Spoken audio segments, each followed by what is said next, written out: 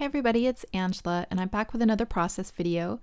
This video is going to be a little bit longer than normal because I'm going to leave in this first part that I don't actually wind up using, but I want you to kind of see what I did and what worked about it and what didn't work. So I started with this piece of pattern paper from the Crate Paper Notes and Things, and I'm kind of scrap lifting a layout I did earlier.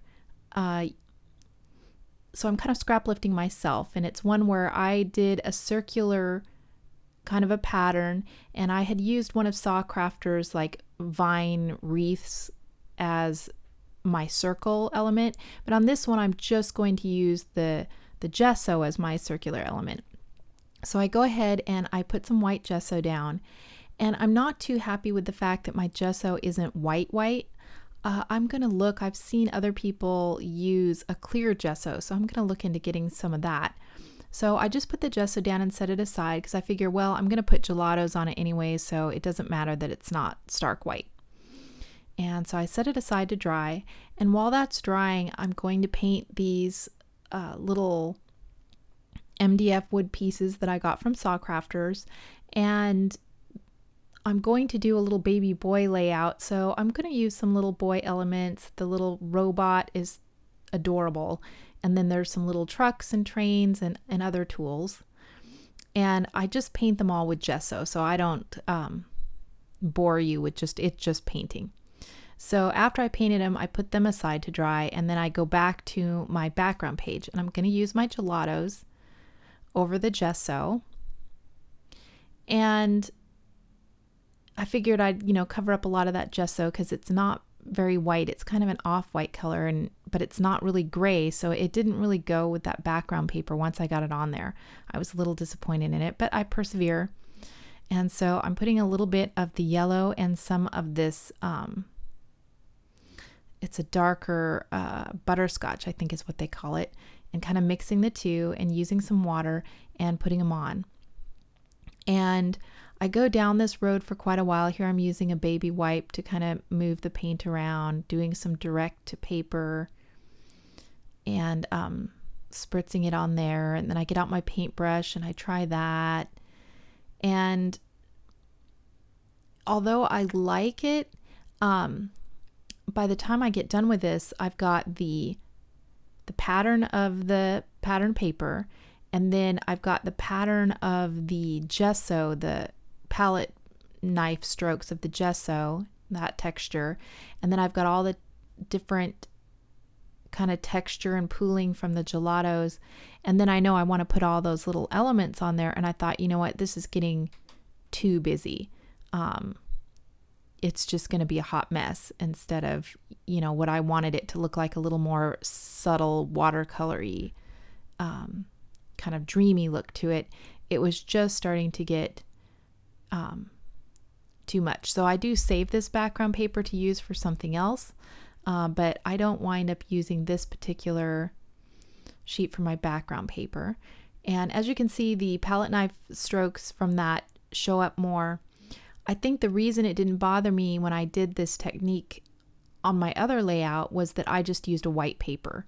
So it was something of the pattern paper that kind of turned me off on this. So now I'm putting a little bit of gray and silver on there and mixing those in, and I really like that gray color on there. So I go ahead and dry that up, and I'm just rubbing out any little bits of the gelato that didn't get totally dissolved. And so I keep going, and I love these colors. I'm trying to match. There's some floral elements on the notes and things, chipboard pieces and the sticker sheet that have this same kind of aqua, yellow, and gray theme. So here I'm looking at it, I'm like, boy, that's pretty busy. And so I think now is where I'm going over to get a piece of mixed media paper. And I'm not even going to put gesso down. I'm just going to leave it the blank paper, and I'm going to do the same thing I just did to that pattern paper. Put some of the light yellow down.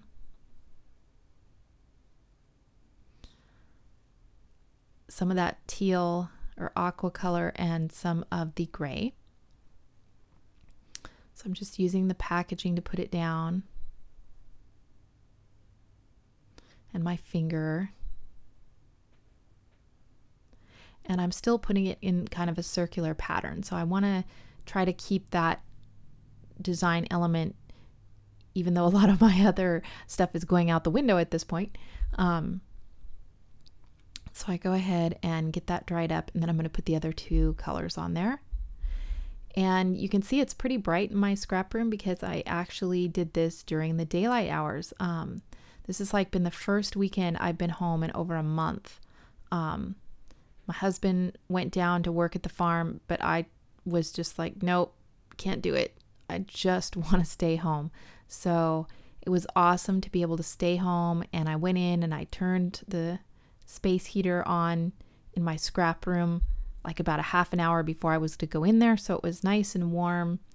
And I really had an enjoyable time scrapbooking because usually it's really cold up there in the winter or really hot during the summer and stuff. So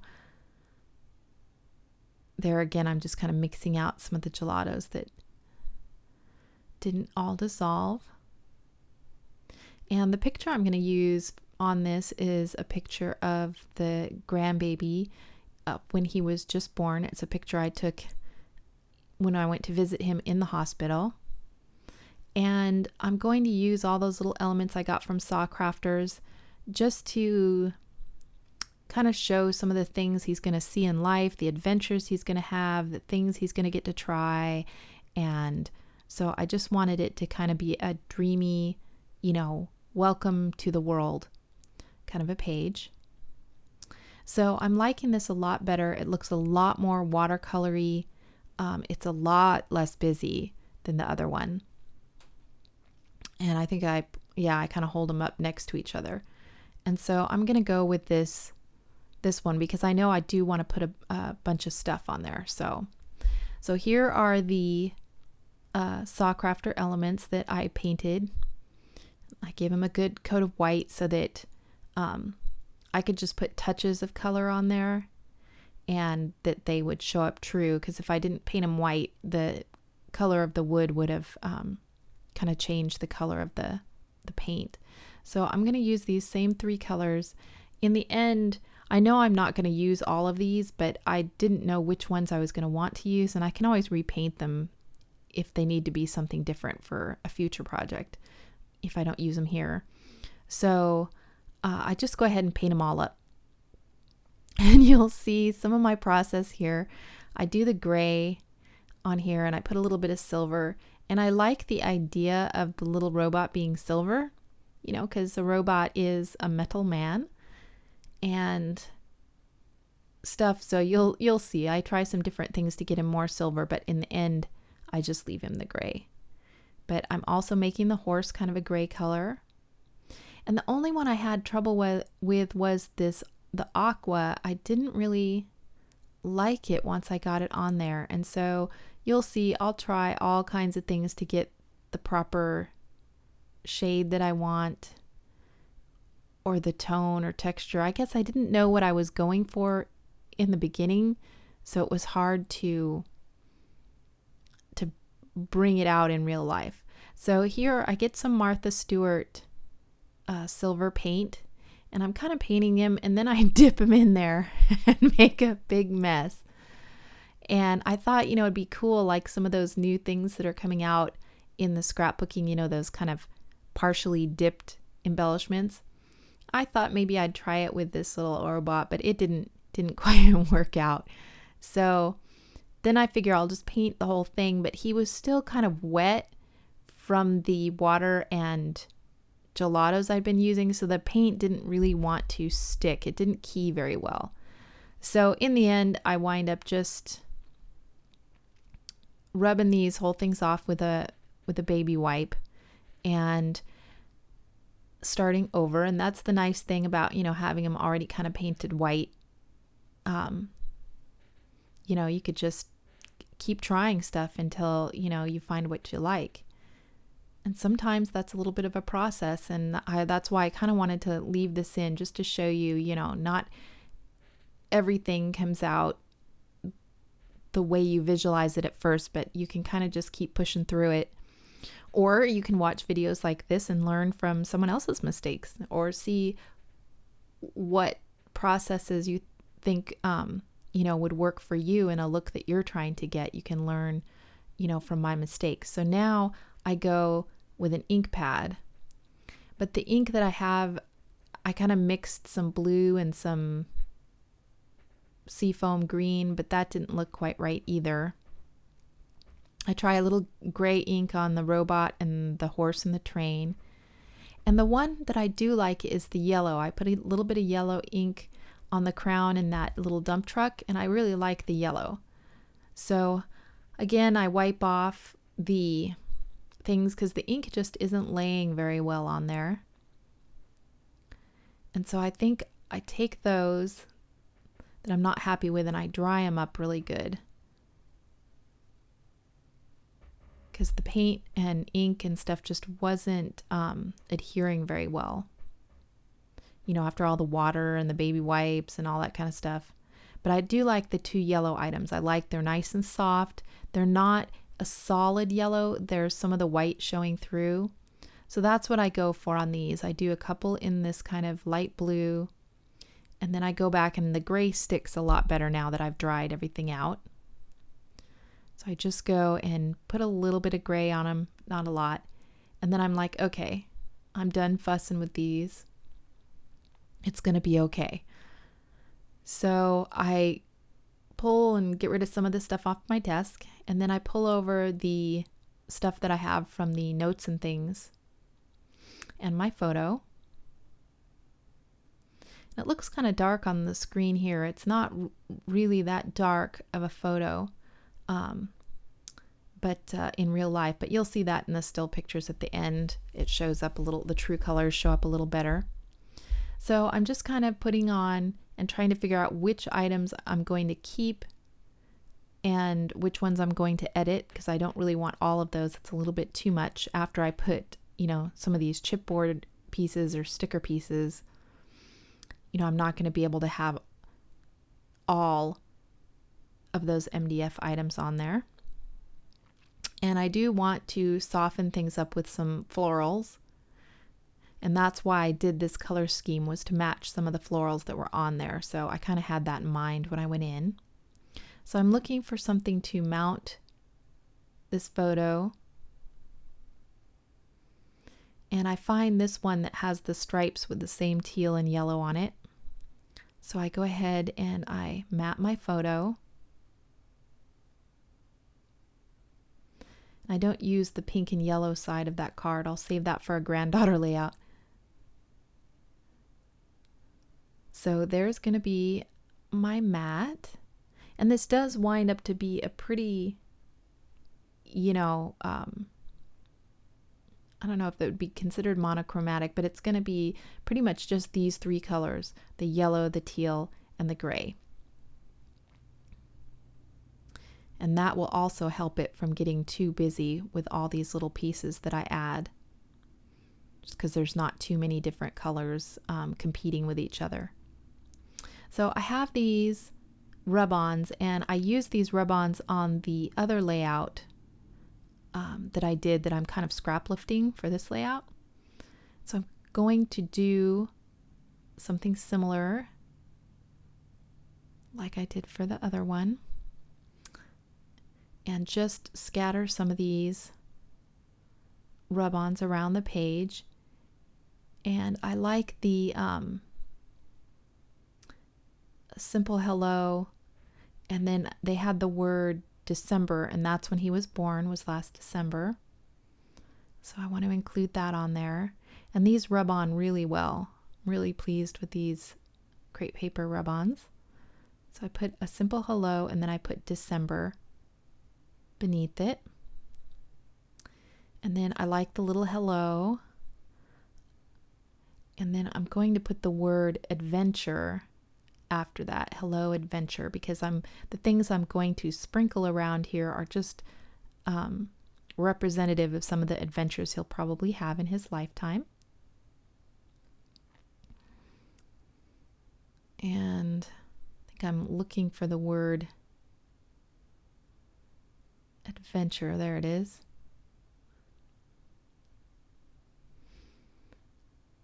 And I just put it over there by the hello. So I'm liking it so far. I'm liking the touches of black with that black and white photograph. And then I'm going to put enjoy every moment up here at the top.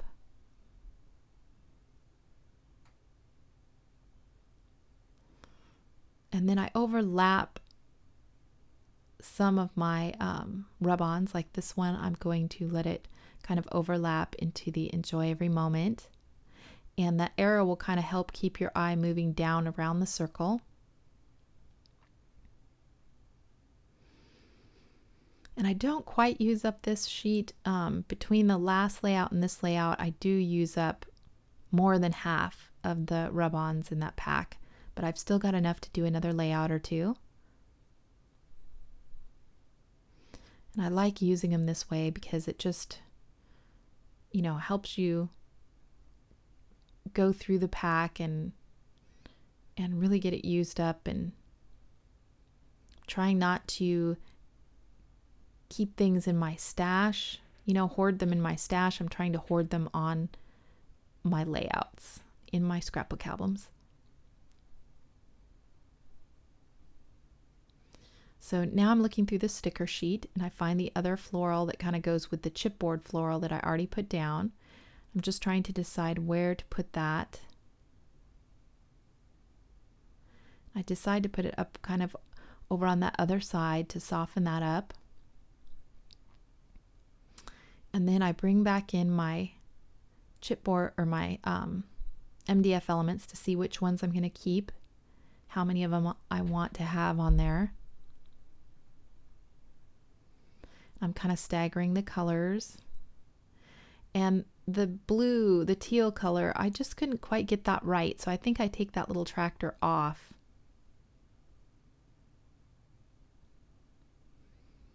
And just go with the gray and yellow elements. So I put a little label sticker on there, and that's where I'm going to journal. Put his name and everything on there. And I'm also pulling off like some butterfly stickers. And I had a chipboard butterfly that I put on there.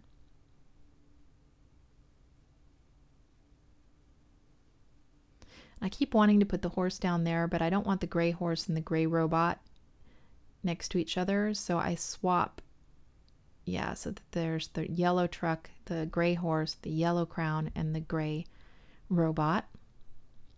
Here I put a chipboard star. That's a gold foil star. So I try to sprinkle some gold all around the circle there. And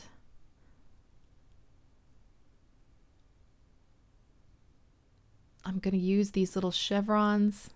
First I just put the one there, and then I move them down to kind of finish that circle and keep your eye moving around that circle. And it just kind of fills in that empty spot down there and makes it look more round.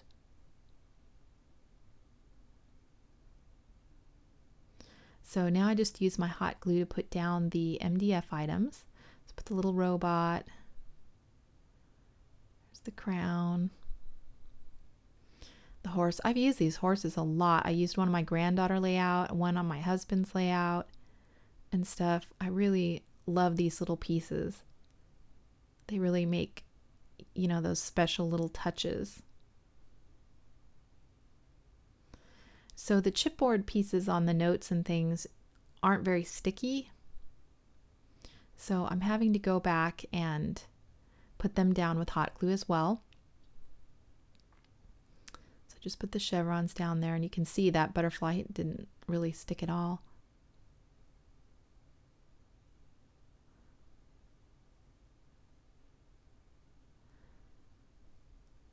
Let's see, I think the only thing I have left, my husband kept texting me because he's driving back from the farm now.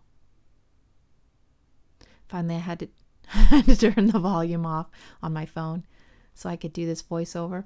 Poor guy, he's probably been texting me and I haven't been paying attention. So there, that gets all the items glued down. And now I want to back it. So I'm looking through, trying to find a nice piece of paper. I try this one, but whoa, too busy. And I like the little dot paper, but I kept thinking maybe I should bring more color, some more colors into it or something. And then I think we'll just go with the classic gray and white, but that one was too busy as well. And so was that. So finally, I just go with the polka dots. So I go cut the manufacturer's strip off. And because this did warp a little bit, I'm going to use some score tape to help stretch it back out when I mount it to the background paper. And because there's wood elements and chipboard, it's pretty top heavy. So the score tape is going to help hold that all together. It's not very thick. It's not all that dimensional, so I won't have problem in my scrapbook or anything, but I just want it to stay affixed. And this is pretty much the whole layout. The only thing I do off camera is I realize after I turn the camera off and all that kind of stuff that I didn't put my sprinkles on. So I do go back and I put some gold Heidi Swap and some teal Recollections droplets just around in the circle. And you'll see that in the still shot at the end with the sprinkles. But I think I'm done here, so I'm doing my close-ups. You could see the rub-ons and the floral stickers, just that little hint of watercolor in the background, just a hint of color on all the MDF pieces, the arrows kind of leading your eye through that cute little robot. Oh my gosh. There's Mason, more rub-ons, chipboard, the little dump truck and the butterfly. And I just really love how it turned out. So I'm glad that I stuck with it and pushed through it. And I really love the dreamy quality of it. And there you can see it with the little sprinkles and stuff on. So thank you guys so much for watching. If you have any questions or anything, just leave me a comment below. Talk to you later. Bye.